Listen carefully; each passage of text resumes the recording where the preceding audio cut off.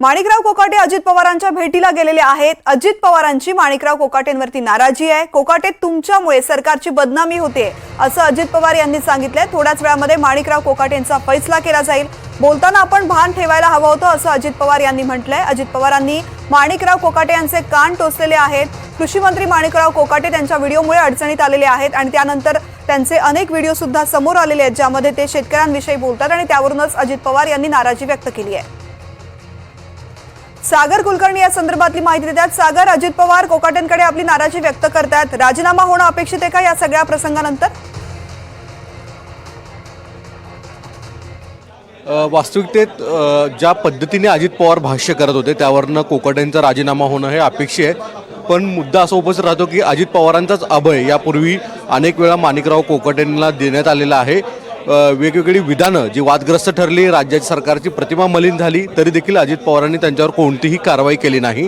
प्रसारमाध्यमांमध्ये फक्त अजित पवार कडक समज देत होते। आत्ता काही क्षणांपूर्वीच माणिकराव कोकाटे हे अजित पवारांच्या भेटीला आलेले आहेत आणि त्यांची दोघांचीही अँटी चेंबरमध्ये भेट सुरू आहे। तिथेच काही वेळातच छगन भुजबळ हे जे नाशिकमधले दुसरे मंत्री आहेत आणि कोकाटे आणि भुजबळांचा वाद सगळ्या महाराष्ट्राला माहिती आहे। ज्यावेळेस भुजबळांना मंत्रिपदाची शपथ घेता आली नव्हती आणि कोकाट्यांना देण्यात आली होती, त्यावेळेस कोकाट्यांनी भुजबळांविषयी केलेली विधानं आणि त्याला प्रत्युत्तर दिलेलं भुजबळांच्या वतीने हा एक वाद राष्ट्रवादीमधला अंतर्गत फार मोठा आहे आणि या दोन्ही नेत्यांना एकाच वेळी अजित पवारांनी बोलवून घेतलंय हे फार महत्त्वाचं आहे।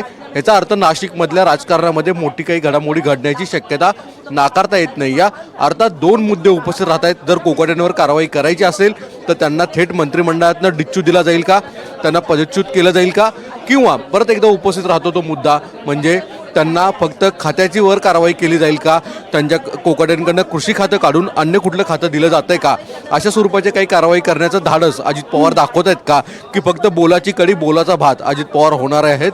कारण की यापूर्वी अनेक वेळा विधानं करूनही अजित पवारांकडनं फक्त सज्जर दम दिला। आत्तासुद्धा जी काही माहिती NDTVला उपलब्ध होती त्यानुसार जे भान न राहता वेगवेगळी विधानं केली जातात आणि सरकारची बदनामी होते, याच्यावरून देखील अजित पवारांनी आता कान टोचलेले आहेत। पण मुद्दा उपस्थित राहतो, कोकाटेंना कडक कारवाई म्हणून त्यांच्यावर जो कृषी खात्याचा पदभार आहे त्यांच्याकडे तो काढला जाणार आहे का, त्यांना मंत्रिमंडळातनं काढलं जाणार आहे का, की फक्त हे त्यांच्याकडनं कृषी खातं काढून अन्य कुठलं खातं दिलं जाईल, याबाबतच्या काही महत्त्वाच्या घडामोडी घडत आहेत का? कोकाटे स्वतःहून अजित पवारांकडे राजीनामा दिलं जातील आणि ते अजित पवार कॅबिनेट मंत्रिमंडळामध्ये मांडतील का, अशा काही घडामोडी घडण्याची तर्कवितर्क आहेत। तुर्तास तरी आता जी निश्चित कॅबिनेटची बैठक होणार आहे आणि त्यामुळे या बैठकीच्या आधी हा राजीनामा होतो का बाहेर पडलेले आहेत आणि त्याच्यामध्ये सुद्धा आता गेलेले आहेत। निश्चित सागर, या संदर्भातले अपडेट तुझ्याकडून घेत राहू। तुर्तास धन्यवाद संपूर्ण माहिती करता।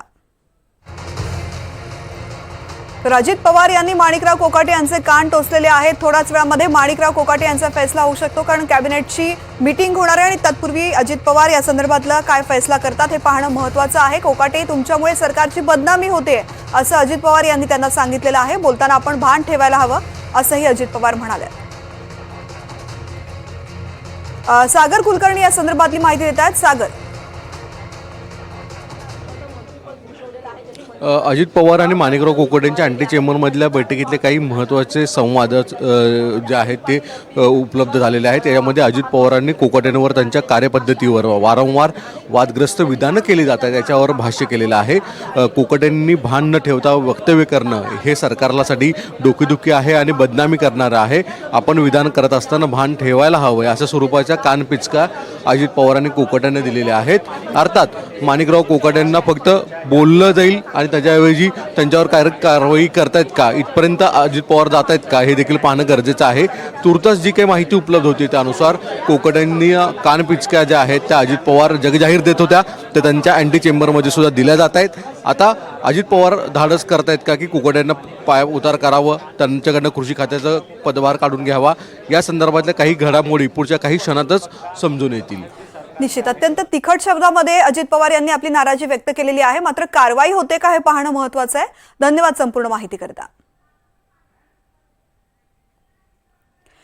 तर अजित पवार आणि माणिकराव कोकाटे यांनी त्यांच्या चेंबरमध्ये त्यांचा संवादही झालेला आहे ज्यामध्ये अजित पवार यांनी कोकाटेंवरती आपली नाराजी व्यक्त केलेली आहे। किती वेळा माफ करायचं असं अजित पवार यांनी प्रश्न उपस्थित केलेला आहे। आपली स्पष्ट शब्दामध्ये नाराजी अजित पवार यांनी बोलून दाखवलेली आहे। तुमच्या काही वक्तव्यांमुळे तुमच्या काही वागणुकीमुळे सरकारची बदनामी होती असंही अजित पवार यांनी खडसावलं.